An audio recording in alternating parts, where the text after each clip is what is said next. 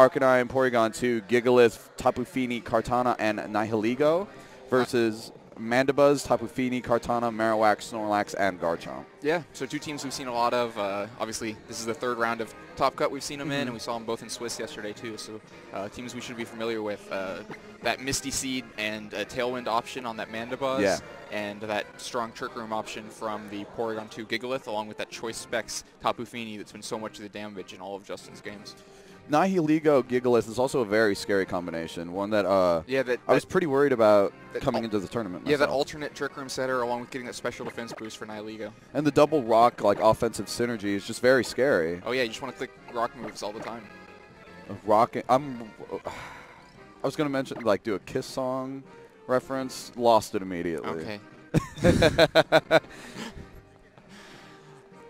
I don't know if the matchup really leans in either direction. I assume that we've seen Hayden's full moveset so far. Yeah, I think something to watch out for here is that the Snorlax I think could be really useful for Hayden. It's going to make it difficult to use Trick Room because that Snorlax, he doesn't have any awesome answers for it. The Kartana with its Bloom Doom is decent. The Gigalith can throw a lot of damage in there. Yeah, the Gigalith. But none of those are immediately going to break it, and it can have a big impact on this game.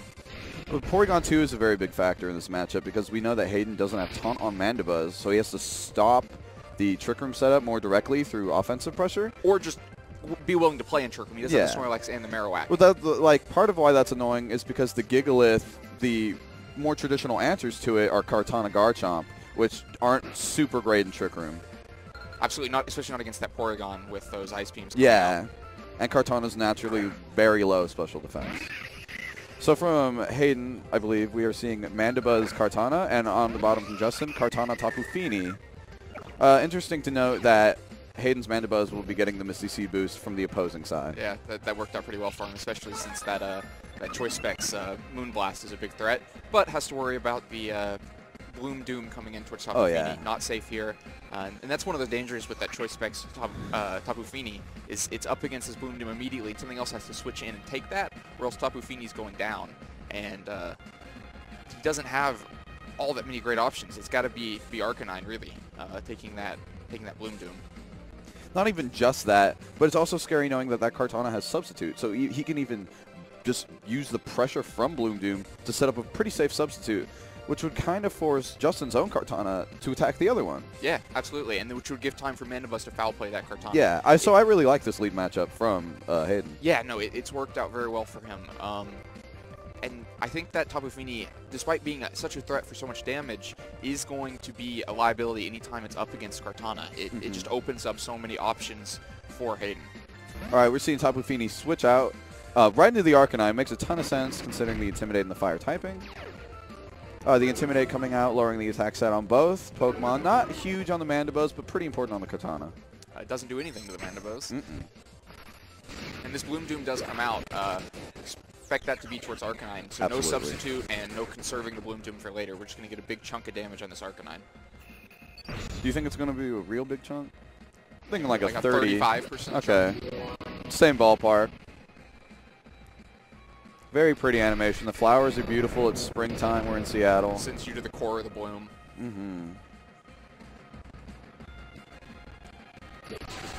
Yeah, so the Sacred... I'm watching... The Sacred Sword comes out. Solid idea because of the substitute potential. Foul Play comes out. Oh, okay, that was good. Foul Play comes out on the Arcanine. Protected. Yeah, he preempting the switch. He knew the only one really valid switch into that Bloom Doom was the Arcanine, and so by adding that Foul Play in, just knew that was going to be massive damage, even if Arcanine came in and basically KO on any other Pokemon that could have switched into that slot. So just using the vulnerability of that Tapu Fini to gain a lot of damage. Does take that Sacred Sword onto his Kartana, but it isn't a KO, and something you're very happy to exchange, have this much gone from the Arcanine. It's interesting to note that while Kartana is weaker on Hayden's side currently, in the overall scheme of things, Kartana is much more of a threat on Hayden's side because of Justin's increased reliance on Tapu Fini. The Kartana on Justin's side isn't a huge problem because Foul Play from Mandibuzz can just come out whenever. Well, there is also the Tapu Fini to worry about on Hayden's side. It is that Calm Mindset also doesn't have Protect. Could run into the same issues with vulnerability. Oh, it doesn't have Protect? Oh, wow. We do see the Fini come back out, and we see the substitute actually on Justin's side. The Sacred Sword comes out, attacking the other Kartana. We're seeing a fence, or as I like to call it, a duel. A duel between two Kartanas. Do you see the Tailwind come out? The speed control is totally in Hayden's hands. Yeah, and so now this Tapu Fini is feeling a little more comfortable. There's no Bloom Doom option. The Leaf Blade has been intimidated. It can take it if it really wants to, and that Muddy Water would KO Kartana from here. So maybe an exchange that is willing to take. The Intimidate factor is still fairly large as well. Arcanine is an easy switch over Justin's own Kartana. Takes the Kartana on Hayden's side to a -2 stat. Fini can take that fairly comfortably, assuming no critical hit. Yeah, and also gets the Kartana out of the way of the Mandibuzz foul plays. Yes. Since that Kartana hasn't been intimidated in any way, that foul play would be very strong, and with that Tailwind, it is faster than the Kartana. Not that you really want an extra foul play on your Arcanine. That's going to get it to very low health after the earlier foul play in Bloom Doom, but much better than the Kartana taking it. We do see the Kartana switch out into that Arcanine slot. Very good prediction from us, your wonderful commentators. The Intimidate going right back onto the Kartana. Things are scared. We do see the Substitute. I wasn't sure if he had quite enough HP to do that. It's very borderline. The Snarl will come out just to weaken that Tapu Fini even a little bit. Yeah, might as well weaken it. It's only Mandibuzz that's going to really be concerned. That Muddy Water, even at -1 special attack. Oh, it's the Moonblast that comes out. That Moonblast is going to break that Kartana sub easily. Didn't want to miss the Muddy Water, I suppose. Yeah, you do want to capitalize on. If you're going to be trading Tapu Fini taking a Leaf Blade for damage on Kartana, you want to make sure you don't miss that move, because they could be disastrous. You won't be in position to take it a second time. Since Kartana is just really at a sliver of health, we could see an Extreme Speed come out just to try and safely remove the Kartana. Yeah, well, especially because you are really locked into Moonblast, because then you Extreme Speed that Kartana, and then that Moonblast on a Mandibuzz is going to do a massive amount of damage, despite that Misty Seed with those choice specs of Tapu Fini.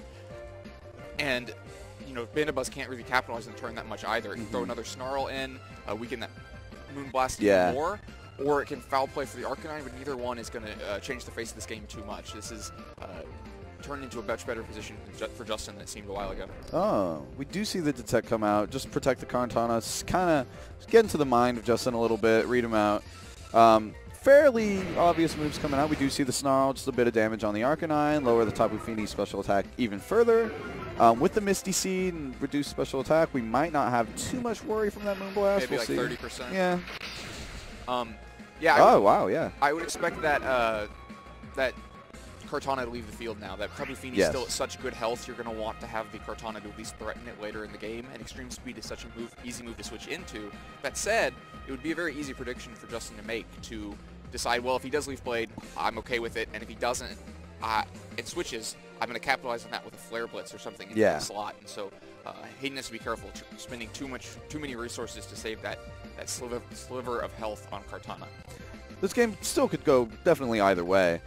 By weakening and eventually removing the Arcanine, you really free up Hayden's Kartana to do a sizable amount of damage to the game, even with just a slither of health.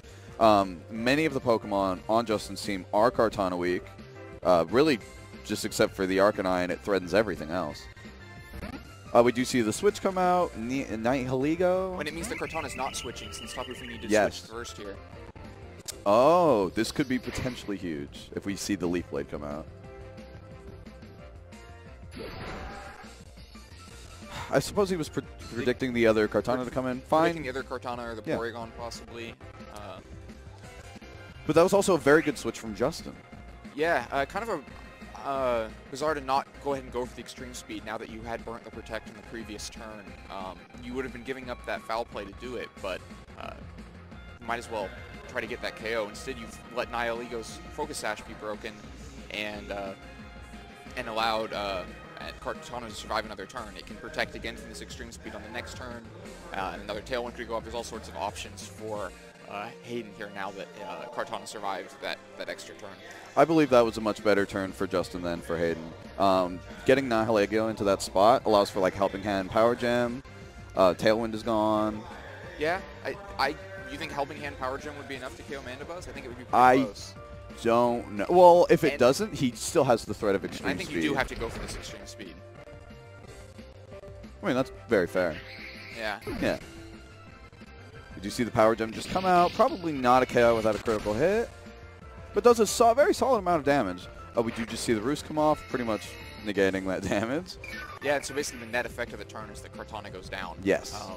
So pretty good for Justin. Gets rid of that Pokemon, and Hayden, I guess, decided he was content to either risk that there might not be an extreme speed and get something off, or else get something else in here safely, knowing that that sliver of health on Kartana and the extreme speed option that was going to be around for a long time, meaning that Kartana wasn't so valuable anymore.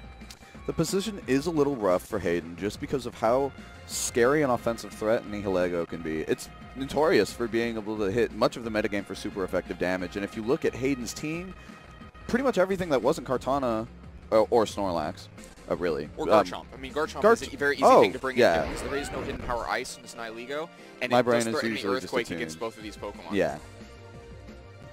All right, solid. Yeah, no, so this is a great position. Mandibus can go for a Tailwind to get that Garchomp over Nihilego, but like we said, it doesn't really need to because the most damage Nihilego can threaten to Garchomp is Sludge Bomb. Really walks into a great position here where it can get KOs or, yeah, go for a boost if it has that, but I don't believe this this Garchomp on Hayden's side is a Sword Stance variant. We haven't seen it very much. He does look in the position to just Tailwind again. Yeah, just Tailwind and Earthquake is a very easy play. Wonder if Justin can actually get through a second set of Tailwind. I mean, the Tapu Fini is going to be the key to that, right? It's going to have to land a Moonblast onto the Garchomp, and it doesn't. One Earthquake's not going to be enough to break it. So we see the Arcanine leave for the Tapu Fini. Solid switch, just because not only is Tapu Fini much safer and bulkier, but you can get an Intimidate cycle again later. You are giving up a lot of health in this Tapu Fini now, though, and you may need it later if you've got to survive an Earthquake. The Earthquake does come out from Garchomp. Very curious to see how much damage it does to Tapu Fini. Nihilego will be KO'd, which comes as no surprise considering the quad weakness to ground. And I expect to see the Tailwind from Mandibus. Yes, we did. So good turn for Hayden. Removing another Pokemon and creating a speed situation in which you are enabled to just remove the rest of them, really. Yeah, I mean, the Kartana is going to be very vulnerable in this situation. It's going to really be down to whether or not Fini, after this Intimidate, can make it through a turn, land a Moonblast, and that Moonblast can actually KO. It is Choice Specs Tapu Fini, but we know almost nothing about this Garchomp. It could be holding any sort of item that could prevent this KO. Yeah, any of them. Think of all the possibilities, everyone. I mean, we yeah, so Garchomp still here being a massive offensive threat. Arcanine probably going to just protect. Came in here to get that Intimidate. Weaken what Garchomp can do to Tapu Fini. Mandibus can also offer a Snarl onto Tapu Fini before that Moonblast actually goes off. And if you start stacking those boosts, Garchomp may be able to take pretty easily the first Moonblast, and then those Earthquakes are maybe too much for Tapu Fini, which was the danger of switching Tapu Fini into the Earthquake, but you did get yourself an Intimidate to counteract that. We do see the Protect on Arcanine. He just doesn't want to be smacked by the Earthquake, which does come out. We do see Tapu Fini take some damage. It's going to take this bar critical hit, and I really expect to see the Snarl come out from Mandibus just to ensure that the... Oh, we do see the Roost, which to me is implicit of certain survival items on Garchomp. The Moonblast does come out. Let's see the damage roll. Oh, solid 55, 60%. Yeah, with a Snarl, that wouldn't have even been a 2-hit KO. Yeah. Maybe even with a Snarl now, it wouldn't be a 2-hit KO. It definitely shows the Assault Vest on that Garchomp. Yeah, absolutely. And very safe roosting because the Snarl will still enable you to take another Moonblast, so there was very little risk in going for the roost. Yeah, this seems very comfortable for Hayden. He's running out of options to take these Earthquakes. Mandibus now at good health is going to be able to Tailwind again to deal with that Kartana that's still in the back for Justin, and it's going to help a lot. He could potentially go for the Helping Hand, but he would sack his Arcanine to do it, and I'm really not sure if that's going to work in the long term. No, because you'd still be allowing a full. But if he does do it. Switch in, and you got to get rid of this Garchomp. Might as well go for it. Oh, the Rock Tomb. Maybe predicting the Kartana switch into that spot. Kind of a bizarre move here. Yeah, I'm not really in huge agreement with that one. We do see the Foul Play come out onto the Arcanine, taking it with very no little Snarl, health. So the Helping Hand wasn't even necessary. But he goes for the Moonblast on is critical hit? No? Just Helping Hand. Oh, right, yeah. And no Snarls yet. Oh, so thrown off by that Rock Tomb. very odd a turn. I think Snarl Earthquake had very little room for punishment outside of potential misses. Yeah, I mean, even if there's a switch, Kartana comes in and takes a lot from that Earthquake, a little bit from that Snarl because of its low special defense stat. And then Mandibuzz is so healthy, it can easily set up another Tailwind. You see the Snorlax come out, raising the value of the Kartana in the back. Also makes it harder for Hayden to use his own Earthquake. Yeah, it absolutely does. He may need to do it anyway, but I don't think that Rock Tomb actually did enough to put Tapu Fini into Earthquake KO range. I don't either. He may just instead prioritize having Garchomp use some other attack to KO Arcanine and having Snorlax finish off Tapu Fini. But that creates a rough situation because Snorlax is going to go last, even with Tailwind. You could remove both of Justin's Pokemon, but you would also remove Garchomp, creating a Snorlax on Kartana 1v1. Oh, but there's no option to not have Garchomp be removed. Yeah, it's not great. I think the game is going into Justin's hands here. We do see the Earthquake come out. Can it pick up the KO on Tapu Fini? Very important.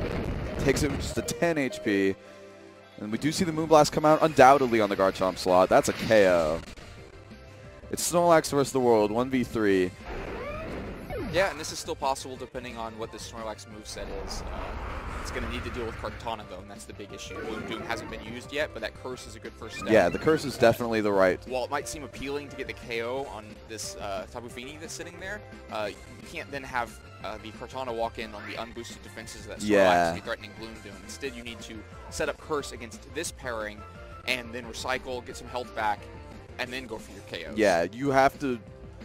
It's a solid strategy because he can't just throw out the Kartana super safely. He has to kind of bide his time and create a position in which Kartana can come out that he can actually threaten it. Now, that's still pretty difficult. One good way to do that would be to use a Flare Blitz from Arcanine. Deal a good amount of damage to Snorlax and then bring Kartana in very safely. Oh, absolutely. I honestly see very little reason he shouldn't just Flare Blitz Moonblast right now. Yeah, no, that seems to be the play. You allow another Curse, but Snorlax will be very weak after that. And Sacred Sword ignores the defensive boosts that come from Curse.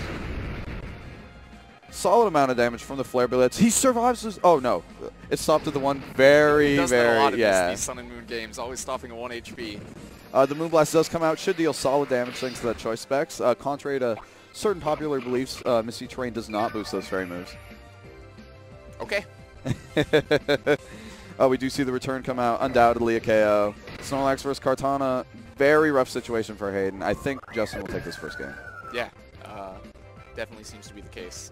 That Flare Blitz, I mean, ends up going for the KO anyway, so Kartana would have been in here anyway, but those two moves together deal a lot of damage, and with only the one Curse boost, there shouldn't be any way for Snorlax to KO this Kartana from this health.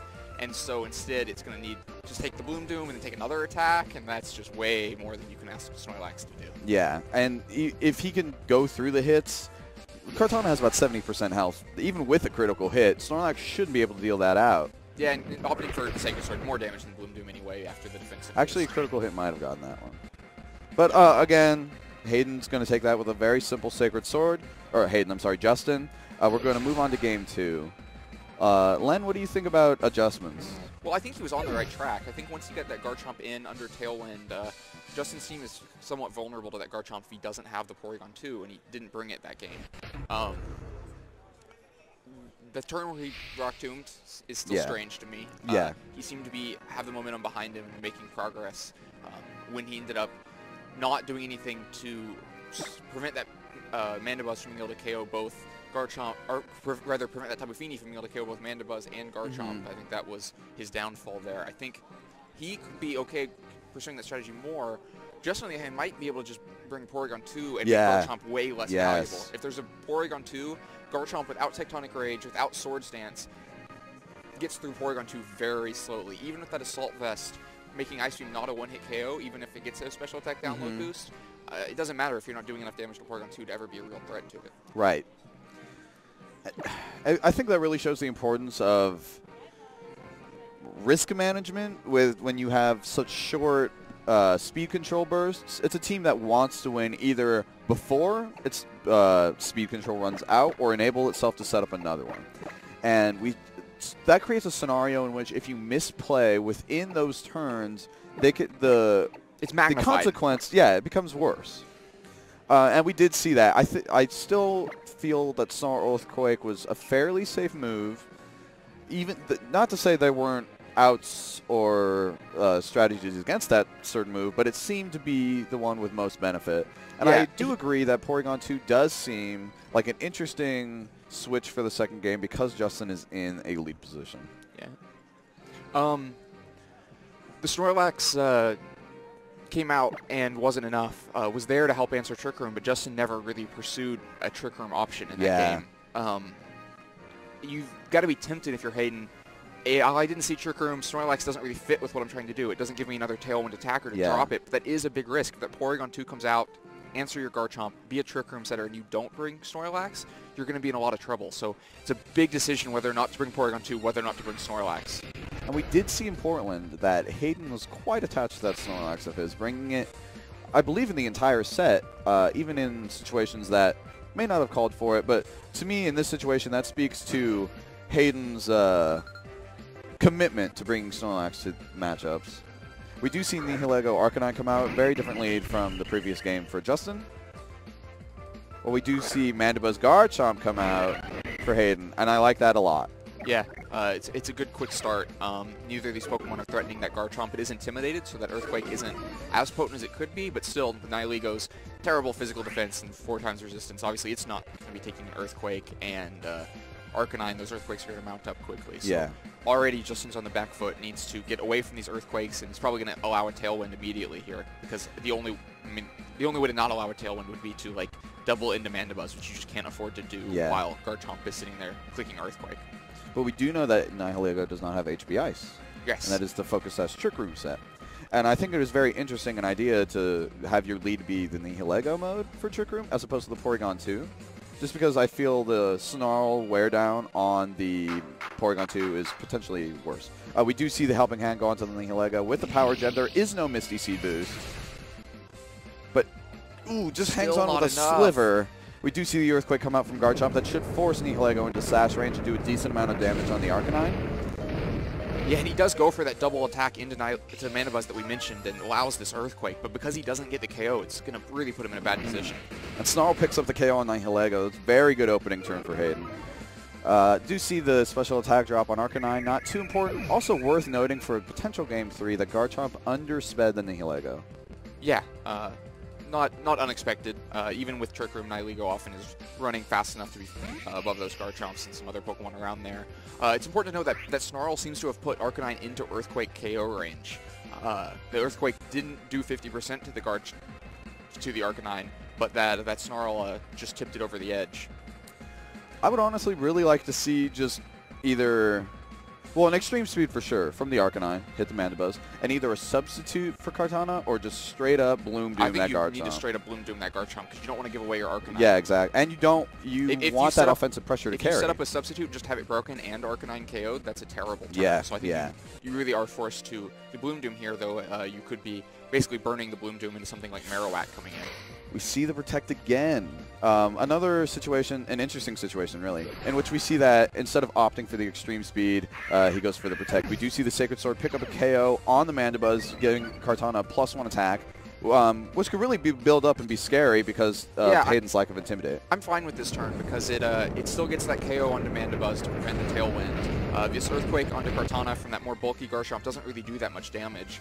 And now Kartana has the Beast Boost behind it to either make sure that Bloom Doom KOs even if it gets intimidated. Not that that's an option actually, but whatever then switches into that Bloom Doom is under a lot of threat. And if Garchomp had tried to get away from that Bloom Doom, you would have still had the nice Sacred Sword KO for Beast Boost. So I actually really like that turn from Justin to respond after missing that Power Gem KO in turn 1. And Kartana incredibly threatening, especially considering that I'm almost positive that Hayden has Tapu Fini in the back, especially when you see how long it's taking him to send out his next Pokemon. He's obviously not happy with Kartana getting that Beast Boost in the position that we've created. We do see the Kartana come out, potentially able to help out a lot. Maybe, I mean, Bloom Doom plus Flare Blitz is a very easy play. Yes. Kartana can't probably KO either of these Pokemon. The Sacred Sword to the other Kartana would be very close, and you're having to plan to win the speed tie. If you lose Garchomp to the Bloom Doom and lose Kartana to the Flare Blitz, it won't matter that you also KO'd the Kartana. You're going to be way too far behind in this game. It's rough. It's definitely rough. I don't know if there was a way for Garchomp to have really prevented that in the previous turn. The Intimidate from Arcanine just mattered so much on the Garchomp. We do see the Tapu Fini come out. Pretty safe considering most people do not Leaf Blade in Arcanine. No. Probably got a Sacred Sword coming in there if anything is, but almost like the Sacred Sword's going to the other Kartana. We do see the Detect come out from Justin. He did go for the Sacred Sword on the opposing Kartana, and it was a necessity, really. He had to do it. The Earthquake does come out.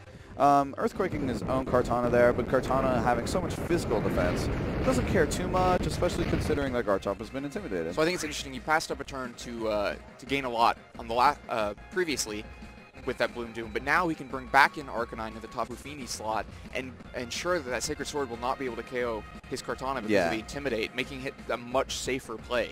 No, very good set of turns. Good long-term thinking. Getting that Intimidate back out really just solidifies Kartana as a win condition. And also, there's a good chance if Arcanine does switch into that Leaf Blade, it might get its Berry and then be out of Earthquake range and also benefit from that. This is a good time to defer that Bloom Doom, but it seemed like a very advantageous position, and save it for this turn instead. And since we know that it's Assault Vest, there's no way he can protect against the Bloom Doom. And the only Valid Switch would be Marowak, but that seems like an unlikely thing to have. I'm almost positive he does not have that in the back. The Intimidate does come back out, and we see the Detect from the opposing Kartana. Perfect time for a Bloom Doom. Please do it. Thank you very much. We do see the flowers bloom on screen here. The audience is dancing, just like the seeds coming forth in the springtime. Yeah, this Bloom Doom's going to be a huge KO on the Garchomp. The other Kartana protecting, worried about a Sacred Sword towards it. That second Intimidate coming in on Garchomp would have really made what it was doing to Kartana irrelevant, so it could have been an opportunity for Justin to go for the KO on Kartana. Instead, does pick up this Bloom Doom and get that second Beast Boost and have this practically Kartana a Swords Dance. It's, yeah.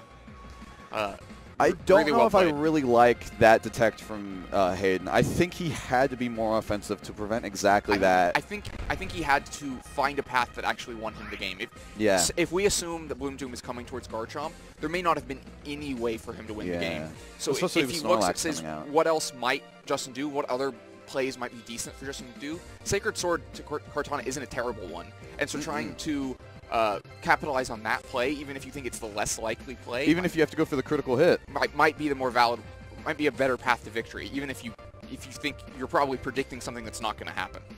I mean, I don't want to say it's impossible for Hayden, because he could win the speed tie and Sacred Sword crit. Right. But we do see Justin move first. That's a KO. Considering the Arcanine's right there, I believe we've just seen Justin Burns become our Seattle Regional Champion. Yeah. Also, excellently worth noting that Kartana has picked up 3 of those KOs. It was really just from the beginning of that second game, really. Justin took control much earlier than Hayden did, and Hayden was really just dancing along to the tune Justin wrote the whole time. It seemed like he was on the back foot after the first turn, because he did miss that Power Gem KO and allowed a lot of damage from that Earthquake. But then once Kartana came in, wasn't worried about the Garchomp, and was threatening it a lot, it really just opened up the game for him. We do see the Mago Berry come out on that doggo. But the Flare Blitz going to pick that up. No way it doesn't. And congratulations. And, you know, well played, Hayden. Getting to the finals of such a tournament is no slouch. But yeah, the highlight's on Justin, and he deserves it. Yeah, incredibly well played game. I believe this gets Justin his invite. I don't think he had it before, did he? I'm not sure. Well, we're going with that.